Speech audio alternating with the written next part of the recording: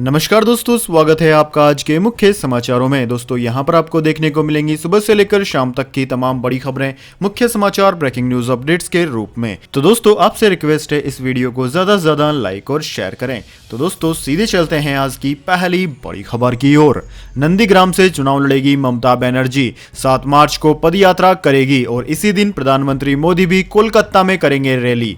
जी हां दोस्तों, 7 मार्च को प्रधानमंत्री नरेंद्र मोदी पश्चिम बंगाल के कोलकाता में रैली करेंगे। मोदी की रैली ब्रिगेड ग्राउंड में होनी है। इसी दिन राज्य की मुख्यमंत्री ममता बनर्जी दार्जिलिंग और सिलीगुड़ी में एलपीजी की बढ़ती कीमतों के विरोध में पदयात्रा निकालेगी। ममता ने गुरुवार को विधानसभा चुनाव में नंदीग्राम से उतरने का ऐलान किया। दोस्तों तृणमूल से भाजपा में गए शुभेंदु अधिकारी नंदीग्राम से ही विधायक रह चुके हैं। ममता 11 मार्च को महाशिवरात्रि के दिन नामांकन दाखिल करेगी। टीएमसी के राज्यसभा सांसद डेरेक ओब्रायन ने चुनाव आयोग को पत्र लिखकर बंगाल के deputy election commissioner Sudeep Jain को हटाने की मांग की है। ब्रायन ने कहा है कि साल 2019 में भी जैन के पास पश्चिम बंगाल का प्रभार था। उस समय लोकसभा चुनाव के पहले अमित शाह के जुलूस के दौरान ईश्वर चंद्र विद्यासागर की मूर्ति तोड़ी गई थी।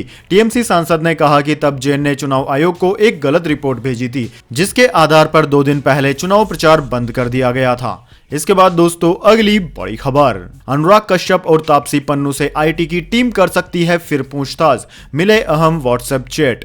जी हां दोस्तों, मुंबई में फिल्म जगत के लोगों के यहां पड़े छापों के दौरान आयकर विभाग को कुछ अहम व्हाट्सएप चैट मिले हैं, जिनसे केस लिए जाने का पता चला है। आयकर विभाग ने 7 लोगों को सीज करने के आदेश भी जारी कर दिए हैं। साथ ही आयकर विभाग इन सभी कलाकारों को पूछताछ का नोटिस भी जारी करने जा रहा है। दोस्तों शुरुआती बयानों के दौरान ये फिल्मकार आयकर विभाग के कई सवालों के जवाब नहीं दे पाए और अब इन्हें दस्तावेजों के साथ आयकर विभाग में पूछताछ के लिए बुलाया जाएगा। आयकर विभाग का दावा है कि अब तक की जांच के दौरान 350 करोड़ रुपए की कथित धांधली हो सकती है। आयकर विभाग ने फैंटम फिल्म्स में कथित आयकर चोरी को लेकर बुधवार को मुंबई और पूना में 28 जगहों पर छापेमारी की थी। यह छापेमारी फिल्म निर्माता Anurag Kashyap, actor Taapsee Pannu, Kwan company के मधु मंटेना आदि लोगों के यहां हुई थी। आयकर विभाग के मुताबिक फैंटम फिल्म्स के वार्षिक आयकर रिटर्न्स की जांच के दौरान विभाग को शक हुआ था और उस शक के आधार पर यह छापेमारी शुरू की गई थी। इसके बाद दोस्तों अगली बड़ी खबर, अब हर कार में फ्रंट एयरबैग्स होंगे अनिवार्य, 1 अप्रैल से नियम लागू, सड़क सुरक्षा के लिए बड़ा कदम। जी हां दोस्तों, अब हर गाड़ी में ड्राइवर के साथ साथ को पैसेंजर साइड में भी एयरबैग देना अनिवार्य होगा। 1 अप्रैल 2021 से यह नियम लागू कर दिया जाएगा। सड़क और परिवहन मंत्रालय ने कानून मंत्रालय को इसे लेकर एक प्रस्ताव भेजा था, जिसे मंजूर कर लिया गया है। अब दोस्तों सिर्फ कारों के ड्राइवर्स के लिए ही नहीं बल्कि उसके साथ बैठने वाले यात्री के लिए भी एयरबैग देना जरूरी होगा। कानून मंत्रालय ने सड़क और परिवहन मंत्रालय का प्रस्ताव स्वीकार कर लिया है। अगले 3 कामकाजी दिनों में इसके लिए नोटिफिकेशन भी जारी कर दिया जाएगा। मतलब यह है कि दोस्तों 1 अप्रैल 2021 के दिन से या फिर इसके बाद बनी कारों में 2 फ्रंट एयरबैग जरूरी होगा। इसके बाद दोस्तों अगली बड़ी खबर, हरियाणा में लव जिहाद कानून पर भाजपा और जजपा अलग अलग, डिप्टी सीएम ने दिया बड़ा बयान। जी हां दोस्तों, हरियाणा के उप मुख्यमंत्री दुष्यंत चौटाला ने प्रदेश में लव जिहाद कानून बनाने का विरोध किया है। उन्होंने कहा है कि लव जिहाद नाम से प्रदेश में कोई कानून नहीं आएगा। अगर किसी भी धर्म विशेष को लेकर कोई कानून आएगा तो हम समर्थन नहीं करेंगे। चौटाला ने कहा कि अगर एक धर्म से दूसरे धर्म में जबरन धर्म परिवर्तन रोकने का कानून आएगा तो हम इसको समर्थन करेंगे, लेकिन किसी खास धर्म के लिए कानून का समर्थन नहीं करेंगे। दुष्यंत चौटाला ने चंडीगढ़ में पार्टी के अल्पसंख्यक प्रकोष्ठ की बैठक में यह बड़ा बयान दिया है। दोस्तों आपकी जानकारी के लिए बता दें कि हाल ही में गृह मंत्री अनिल विज ने बजट सत्र में लव जिहाद कानून लाने का ऐलान किया था। इसके बाद से हरियाणा की सियासत को एक और मुद्दा मिलता हुआ नजर आ रहा है। अब तक देश में बीजेपी शासित 3 राज्यों में अभी तक लव जिहाद कानून लागू हो चुका है। इसमें उत्तर प्रदेश सरकार, हिमाचल प्रदेश और मध्य प्रदेश में लव जिहाद कानून लागू हो चुका है।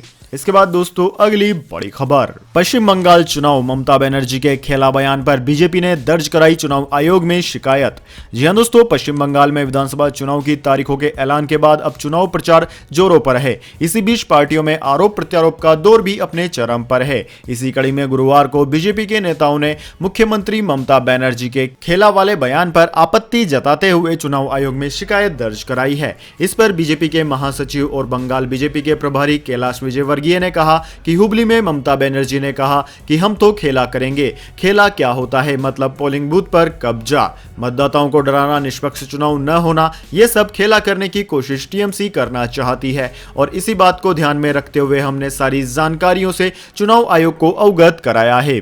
दोस्तों, राष्ट्रीय जनता दल और समाजवादी पार्टी के बाद शिवसेना ने भी तृणमूल कांग्रेस प्रमुख ममता बनर्जी को गुरुवार को अपना समर्थन दे दिया और कहा कि वह पश्चिम बंगाल में विधानसभा चुनाव नहीं लड़ेंगी। ममता बनर्जी को बंगाल की असली शेरनी बताते हुए शिवसेना ने तृणमूल कांग्रेस से एकजुटता दिखाने का संकल्प लिया। पार्टी ने पूर्व में कहा था कि वह राज्य में चुनावी मुकाबले में उतरेगी। इसके बाद दोस्तों, अगली बड़ी खबर, दिल्ली हाईकोर्ट की सख्त टिप्पणी। कहा, दूसरे देशों को बेच रहे हैं पर अपने लोगों को नहीं दे रहे हैं इस महामारी का टीका। जी हां दोस्तों, दिल्ली उच्च न्यायालय ने बृहस्पतिवार को सीरम इंस्टीट्यूट ऑफ इंडिया और भारत बायोटेक को कोरोना टीके की विनिर्माण क्षमता की जानकारी देने का निर्देश दिया। कोर्ट ने सख्त टिप्पणी करते हुए कहा कि ऐसा लगता है कि हम उसे या तो बेच रहे हैं या फिर दान कर रहे हैं, लेकिन अपने लोगों को नहीं दे रहे हैं। बता दें दोस्तों आपको कि सीरम इंस्टीट्यूट कोविशील्ड टीके का विनिर्माण कर रहा है, जबकि भारत बायोटेक कोविशील्ड का विनिर्माण कर रहा है। अदालत ने केंद्र सरकार से भी कहा है कि वह कोविड-19 का टीका पाने के लिए विशिष्ट वर्गीकरण किए जाने के पीछे का कारण बताए। केंद्र सरकार ने चरणबद्ध तरीके से टीकाकरण को मंजूरी दी है। इसके तहत पहले चरण में चिकित्सा कर्मियों तथा अग्रिम मोर्चे के कर्मियों का टीकाकरण किया गया। अब दूसरे चरण में 60 वर्ष से अधिक उम्र वालों का टीकाकरण किया जा रहा है। इसके अलावा 45 से 60 साल की आयु वर्ग के उन लोगों को टीका दिया जा रहा है जिन्हें पहले से कोई गंभीर बीमारी है। इसके बाद दोस्तों, अगली बड़ी खबर, व्हाट्सएप के करोड़ों यूजर्स के लिए खुशखबरी, जल्द ही डेस्कटॉप से कर सकेंगे वॉइस और वीडियो कॉल भी। जी हां दोस्तों, व्हाट्सएप ने अपने नए अपडेट में कई खास फीचर्स को शामिल किया है, जैसे कि डेस्कटॉप वर्जन जिसे हम व्हाट्सएप वेब के नाम से भी जानते हैं, उसमें ऑडियो और वीडियो कॉल के लिए वॉइस एनिमेशन, वॉइस मैसेज के लिए रिसिप्ट इनेबल या फिर डिसेबल करने की सुविधा के साथ साथ इंस्टाग्राम की तरह अपने आप डिलीट होने वाले मैसेज या इमेज शामिल है। व्हाट्सएप इनमें से कुछ फीचर्स को बीटा फेज में टेस्टिंग कर रहा है, जो जल्द ही सभी यूजर्स के लिए उपलब्ध होगा। दोस्तों, आपकी जानकारी के लिए बता दें, व्हाट्सएप फीचर्स ट्रैकर वेबसाइट ने ट्वीट करके बताया है कि व्हाट्सएप अपने डेस्कटॉप वर्जन को अपडेट कर रहा है। व्हाट्सएप अपने डेस्कटॉप वर्जन 2.2104.10 में व्हाट्सएप वेब को यूज करने वाले यूजर्स को ऑडियो वीडियो कॉल करने की सुविधा दे रहा है और इसकी बीटा फेज की टेस्टिंग भी अपने अंतिम चरण में है। जल्द ही यूजर्स को इस फीचर का इस्तेमाल करने को मिल जाएगा। इसके बाद दोस्तों, अगली बड़ी खबर, कंगना रनावत ने लगाई केस मुंबई से शिमला ट्रांसफर करने की गुहार। जावेद अख्तर ने सुप्रीम कोर्ट से की गुजारिश, कहा हमारा पक्ष भी सुने। जी हां दोस्तों, गीतकार जावेद अख्तर ने कंगना रनावत और उसकी बहन रंगोली चंदेल की उस याचिका के खिलाफ केवीएट दायर की है जिसमें एक्ट्रेस ने मुंबई में उनके खिलाफ दर्ज 3 आपराधिक मामलों को शिमला ट्रांसफर करने की अपील की है। अख्तर ने सुप्रीम कोर्ट से गुजारिश की है कि कंगना की याचिका पर सुनवाई से पहले उनका पक्ष जरूर सुना जाए। दरअसल दोस्तों, कंगना और रंगोली के खिलाफ दर्ज 3 मामलों में एक जावेद अख्तर की मानहानि का है। सोमवार को ही इस मामले में मुंबई की अंधेरी मेट्रोपॉलिटन मजिस्ट्रेट कोर्ट ने कंगना के खिलाफ जमानती वारंट जारी किया। यह वारंट इसलिए जारी किया गया क्योंकि कंगना बार बार बुलाने के बावजूद पुलिस स्टेशन में हाजिर नहीं हो रही थी। कोर्ट ने अब कंगना को पुलिस के सामने हाजिर होने के लिए 22 मार्च तक का समय दिया है। वहीं दोस्तों, जावेद अख्तर ने नवंबर 2020 में कंगना के खिलाफ शिकायत दर्ज कराई थी। जावेद अख्तर का आरोप है कि कंगना ने सुशांत सिंह राजपूत की मौत के बाद उनका नाम बॉलीवुड की गुटबाजी में घसीटा। साथ ही ऋतिक रोशन के मामले में जो आरोप लगाया उससे उनकी छवि खराब हुई है। इसके बाद दोस्तों, अगली बड़ी खबर, दुनिया के सबसे अमीर आदमी का स्पेस एक्स का रॉकेट टेस्ट फ्लाइट में हुआ क्रैश। सॉफ्ट लैंडिंग से ठीक पहले धमाके के साथ लगी आग। जी हां दोस्तों, दुनिया के सबसे अमीर कारोबारियों में शुमार एलन मस्क को उस वक्त तगड़ा झटका लगा जब उनकी कंपनी का नया रॉकेट टेस्ट फ्लाइट में सफलतापूर्वक लैंडिंग से ठीक पहले क्रैश हो गया। स्पेस एक्सप्लोरेंस टेक्नोलॉजी कॉर्पोरेशन यानी कि स्पेस एक्स के इस रॉकेट की यह तीसरी टेस्ट फ्लाइट थी।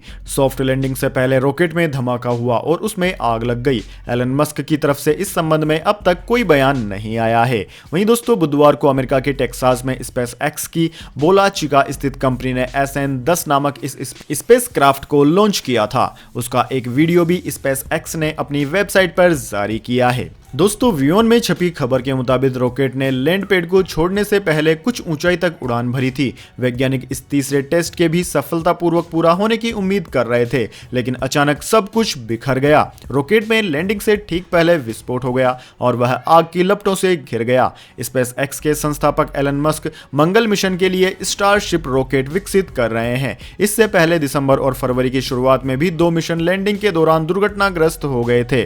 दोस्तों कहा जा रहा है कि यदि SN10 अपने तीसरे टेस्ट में सफल होता तो यह स्पेस ट्रेवल की दिशा में बड़ा कदम होता।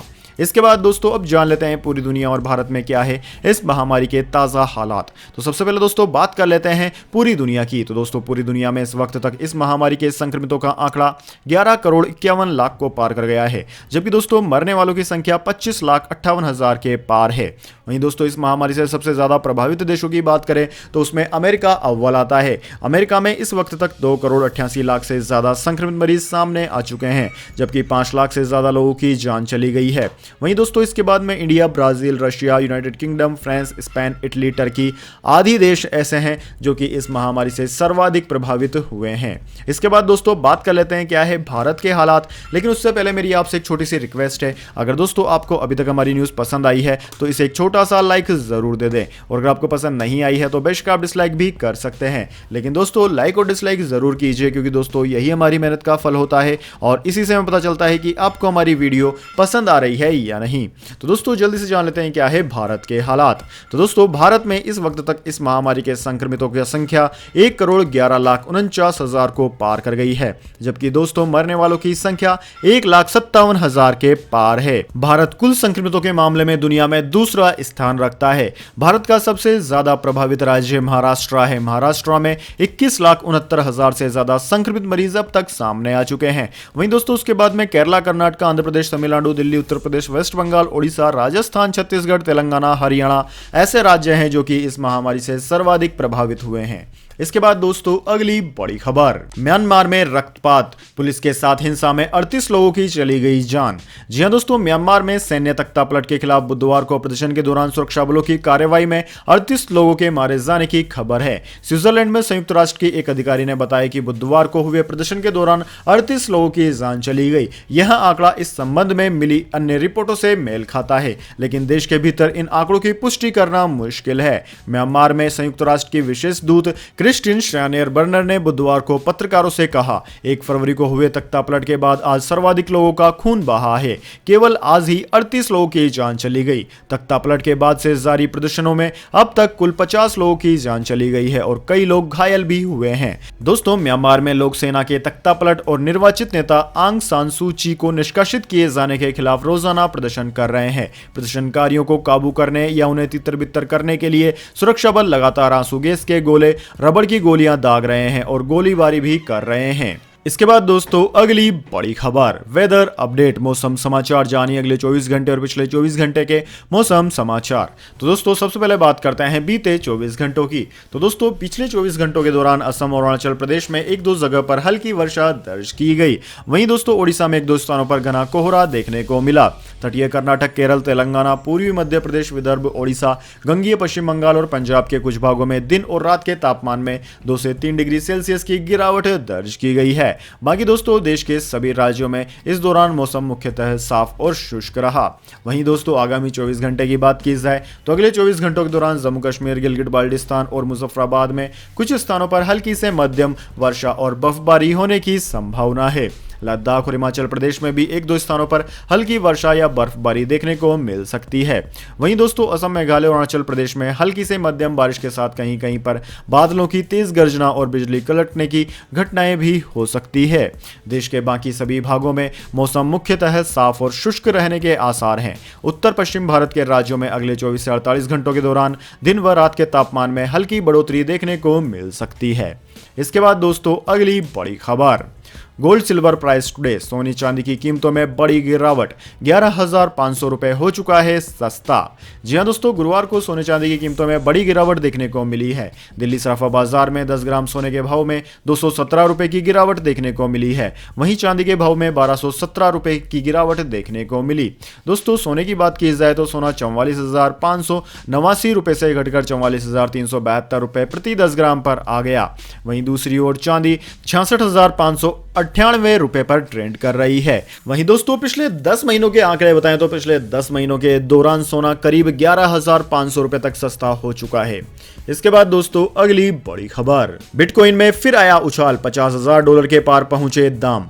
जी हां दोस्तों, दुनिया की सबसे बड़ी क्रिप्टो करेंसी बिटकॉइन की कीमत में बुधवार को 5% इजाफा हुआ और यह $50,942.58 हो गई, जो कि पहले के बंद भाव से $2,426.23 ज्यादा है। हाल ही में दुनिया की सबसे बड़ी और सबसे प्रसिद्ध क्रिप्टो करेंसी बिटकॉइन की उड़ान थम गई थी। कुछ दिन पहले 8 फरवरी को इसका भाव करीब $60,000 के पास पहुंच गया था। 8 फरवरी के 20 दिन बाद बिटकॉइन 28 फरवरी को सबसे निचले स्तर पर आ गया था। इसके बाद दोस्तों, अगली बड़ी खबर, एसबीआई इकोनॉमिस्ट ने कहा 75 रुपए से भी ज्यादा सस्ता होगा पेट्रोल, सरकार लेने जा रही है बड़ा फैसला। जी हां दोस्तों, देश भर में बढ़ती पेट्रोल डीजल की कीमतों को कम करने के लिए सरकार ईंधन को जीएसटी के दायरे में ला सकती है। एसबीआई इकोनॉमिस्ट का कहना है कि अगर पेट्रोल डीजल जीएसटी के दायरे में आता है तो देश भर में पेट्रोल की कीमत 75 रुपए प्रति लीटर तक नीचे आ सकती है। वहीं डीजल की कीमत करीब 68 रुपए के आसपास तक आ सकती है। लेकिन इस फैसले को लेने के लिए राजनीतिक इच्छा शक्ति की कमी है। अगर पेट्रोलियम उत्पादों को जीएसटी के तहत शामिल कर लिया जाता है तो देश भर में ईंधन की एक समान कीमत होगी। यही नहीं, यदि जीएसटी परिषद ने कम स्लैब का विकल्प चुना तो कीमतों में कमी आ सकती है। वर्तमान में भारत में 4 प्राथमिक जीएसटी दर है, 5%, 12%, 18% और 28%, जबकि अभी केंद्र व राज्य सरकारें उत्पाद शुल्क व वेट के नाम पर 100% से ज्यादा टैक्स वसूल कर रही हैं। इसके बाद दोस्तों, अगली बड़ी खबर, इंडिया वर्सेस इंग्लैंड चौथा टेस्ट मैच, इंग्लैंड 205 रन पर ढेर, भारत ने 24 रन पर 1 विकेट गंवाया। जी हां दोस्तों, अहमदाबाद में खेले जा रहे चौथे टेस्ट मैच का पहला दिन टीम इंडिया के नाम रहा। इंग्लैंड के बल्लेबाजों ने एक बार फिर बेहद खराब प्रदर्शन किया। इंग्लैंड की पहली पारी महज 205 रन पर सिमट गई। जवाब में भारत ने 1 विकेट खोकर 24 रन बनाए। भारत ने शुभमन गिल का विकेट गंवाया, जो खाता भी नहीं खोल सके। उन्हें जेम्स एंडरसन ने आउट किया। दिन का खेल खत्म होने तक रोहित शर्मा 8 रन और पुजारा 15 रन बनाकर नाबाद रहे। इंग्लैंड की बात करें तो बेन स्टोक्स ने सबसे ज्यादा 55 और डैन लॉरेंस ने 46 रनों की पारी खेली। ओली पोप ने 29 और जॉनी बेस्टो ने 28 रनों की पारी खेली। दोस्तों, भारत के लिए एक बार फिर अक्षर पटेल ने बेहतरीन प्रदर्शन किया। बाएं हाथ के इस स्पिनर ने पहली पारी में 4 विकेट अपने नाम किए। मोहम्मद सिराज ने भी जोय रूट और जॉनी बेस्टो के बड़े विकेट चटकाए। अश्विन ने 3 और वाशिंगटन सुंदर ने बेन स्टोक का अहम विकेट चटकाया। दोस्तों, इंग्लैंड के कप्तान जो रूट ने टॉस जीतकर पहले बल्लेबाजी चुनी थी। हालांकि उनके इस फैसले को भारतीय स्पिनरों ने गलत साबित कर दिया। टॉम सिबली और जे कार्ले की जोड़ी क्रीज पर उतरी थी तो कप्तान विराट कोहली ने छठे ही ओवर में अक्षर पटेल को अटैक पर ला दिया। उन्होंने अपने पहले ही ओवर में डॉम सिबले का विकेट चटका लिया। सिबले अक्षर की गेंद पर बोल्ड हुए। इसके बाद जैक कार्ले भी अक्षर का शिकार हुए और 9 रन के निजी स्कोर पर मोहम्मद सिराज को कैच दे बैठे। स्पिन फ्रेंडली विकेट पर इंग्लैंड को सबसे बड़ा झटका मोहम्मद सिराज ने दिया। जोए रूट को मोहम्मद सिराज ने जबरदस्त इन स्विंग गेंद पर एलपीडब्ल्यू आउट कर दिया। इस तरह से इंग्लैंड की टीम फंसती नजर आई और अंत में 205 रन पर ही सिमट गई। तो दोस्तों, यह थी आज की तमाम बड़ी खबरें। इसके बाद दोस्तों, बारी आती है आज के माइंड क्विज क्वेश्चन की। जी हां दोस्तों, एक आसान से सवाल का जवाब देकर आप जीत सकते हैं एक अमेजिंग सरप्राइज गिफ्ट हमारे यूट्यूब चैनल की ओर से।